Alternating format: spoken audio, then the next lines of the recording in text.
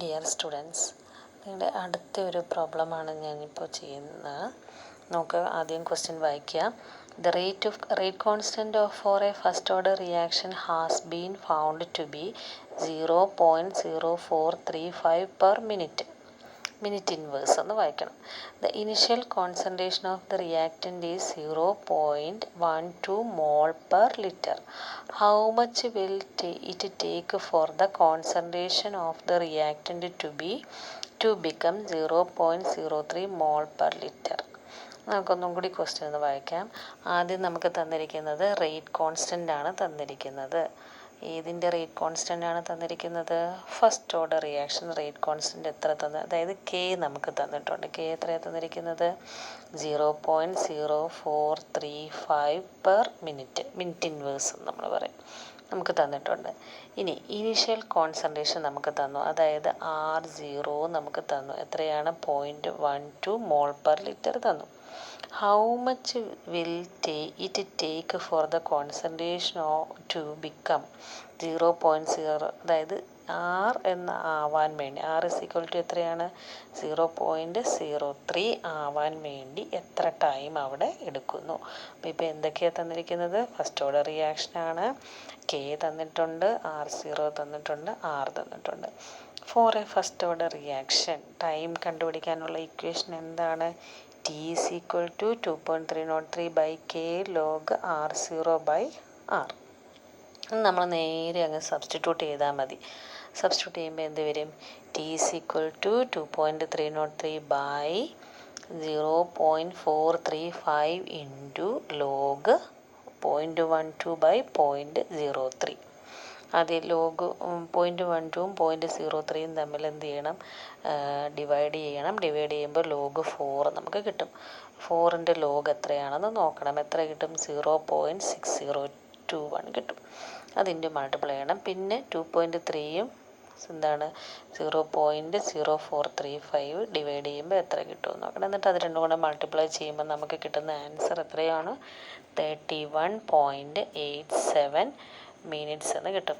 ഇത് വളരെ ഇമ്പോർട്ടൻ്റ് ആയിട്ടുള്ള പ്രോബ്ലംസാണ്. ഇത് വളരെ എളുപ്പവുമാണ് ചെയ്യാൻ. റേറ്റ് കോൺസ്റ്റൻ്റ് ഈ ഇക്വേഷൻ മാത്രം നിങ്ങൾ നന്നായിട്ട് കാണാതെ പഠിക്കുക. ഇക്വേഷൻ അറിയാമെന്നുണ്ടെങ്കിൽ വളരെ എളുപ്പമാണ് ഇത് ചെയ്യാൻ. ഓക്കെ, നമ്മുടെ അടുത്ത problem. The half life of a first order reaction is 100 second. Half life എത്രയാണ്? 100 സെക്കൻഡ് ആണ്. How long it will take for 2/3 of the reaction to be completed.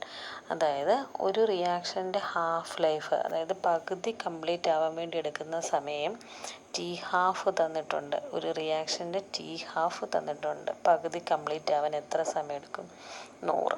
അങ്ങനെയാണെങ്കിൽ ആ റിയാക്ഷൻ്റെ 2/3 കംപ്ലീറ്റ് ആവാൻ എത്ര സമയം എടുക്കുമെന്നാണ് നമ്മളോട് ചോദിച്ചിരിക്കുന്നത്.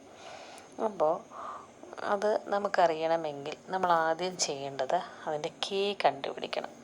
ഇപ്പോൾ നമുക്കിവിടെ T ഹാഫ് നമുക്കറിയാം. T ഹാഫ് എത്രയാണെന്ന് തന്നിട്ടുണ്ട്? 100 തന്നിട്ടുണ്ട്. T ഹാഫ് 100 തന്നു കഴിഞ്ഞാൽ കെ കണ്ടുപിടിക്കാനുള്ള ഇക്വേഷൻ എന്താണ്? റേറ്റ് കോൺസ്റ്റൻറ്റ് കണ്ടുപിടിക്കാനുള്ള ഇക്വേഷൻ എന്താണ്? ഇത് ഇമ്പോർട്ടൻ്റ് ആണ്. K is equal to 0.693 by T half is equal to 0.693 by 100 ചെയ്തപ്പോൾ നമുക്ക് എത്ര കിട്ടി? 0.00693 പെർ സെക്കൻഡ് കിട്ടി. ഇനി അടുത്തത്, ഈ റിയാക്ഷൻ 2/3 കംപ്ലീറ്റ് ചെയ്ത് കഴിഞ്ഞാൽ, അപ്പോൾ ഇനിഷ്യൽ അവിടെ ഒരു ഫ്രാക്ഷനാണ് തന്നിരിക്കുന്നത്. നേരത്തെ നമുക്ക് പെർസെൻറ്റേജ് തന്നപ്പോൾ ഇനിഷ്യൽ കോൺസെൻട്രേഷനെ നമ്മൾ 100 എടുത്തു. ഇവിടെ ഒരു ഫ്രാക്ഷൻ ആയതുകൊണ്ട് ഇനിഷ്യൽ കോൺസെൻട്രേഷനെ നമ്മൾ 1 എന്ന് കൊടുത്തു. ഇനി കുറേ സമയം കഴിയുമ്പോൾ റിയാക്ഷൻ എത്ര കുറഞ്ഞു? 2/3 ആയിട്ട് കുറഞ്ഞു അല്ലേ? സോറി, R0 അല്ല, ആദ്യത്തേത് R0 ആണ്. R0 എത്രയായിരുന്നു? 1 ആണ്. കുറേ സമയം കഴിഞ്ഞപ്പോൾ ഇനിഷ്യൽ കോൺസെൻട്രേഷൻ എത്ര കുറഞ്ഞു? 1ൽ നിന്ന് എത്രയാണ് കുറഞ്ഞ? 2/3 കുറഞ്ഞു. അപ്പോൾ അപ്പോഴത്തെ കോൺസെൻട്രേഷൻ കണ്ടുപിടിക്കണമെങ്കിൽ 1 - 2/3 ചെയ്ത് നോക്കണം. അപ്പോൾ നമ്മുടെ 3 ഇവിടെ 1ൻ്റെ അടുത്ത് വന്ന് ഇവിടെ കൊണ്ടുവന്നു. അപ്പോൾ നമുക്ക് വരും 3 - 1/2. സോറി, 3 - ഇവിടെ 3 വരും, ഇവിടെ 2/3 വരും. 3 - 2/3 വന്നു. That is equal to 3 minus 2 1 ആണ് 1/3. അപ്പോൾ R എന്ന് പറയുന്നത് എത്രയായിട്ട് വന്നു? R എത്രയാണ് വന്നത്? 1/3 വന്നു. അപ്പോൾ എങ്ങനെയാണ് മനസ്സിലായോ? ഇനിഷ്യൽ കോൺസെൻട്രേഷൻ എത്രയാണ്? 1ഉം കോൺസെൻട്രേഷൻ 100 സെക്കൻഡ് കഴിഞ്ഞപ്പോൾ ഈ കോൺസെൻട്രേഷൻ എത്രയായിട്ട് മാറി? 1/3 ആയിട്ട് മാറി. എങ്ങനെയാണ് 1/3 ആയിട്ട് മാറിയെന്ന് മനസ്സിലായോ? 1 മൈനസ് 2/3 കുറഞ്ഞു. അപ്പോൾ 3 മൈനസ് 2 വന്നു. 3 മൈനസ് 2 എന്ന് പറയുമ്പോൾ 1/3 ആയി. ഇപ്പോൾ നമുക്ക് R0യും കിട്ടി, Rഉം കിട്ടി, Kയും കിട്ടി. ഇനി നമ്മുടെ ഇക്വേഷനിലേക്ക് സബ്സ്റ്റിറ്റ്യൂട്ട് ചെയ്യണം. ഫസ്റ്റ് ഓർഡർ റിയാക്ഷന് T കണ്ടുപിടിക്കാനുള്ള ഇക്വേഷൻ എന്താ? T is equal to 2.303/K log R0/R. നമ്മളവിടെ എന്ത് ചെയ്തു? വാല്യൂസ് സബ്സ്റ്റിറ്റ്യൂട്ട് ചെയ്തു. ഇതാണ് 2.303/0.00693 log 1/1/3.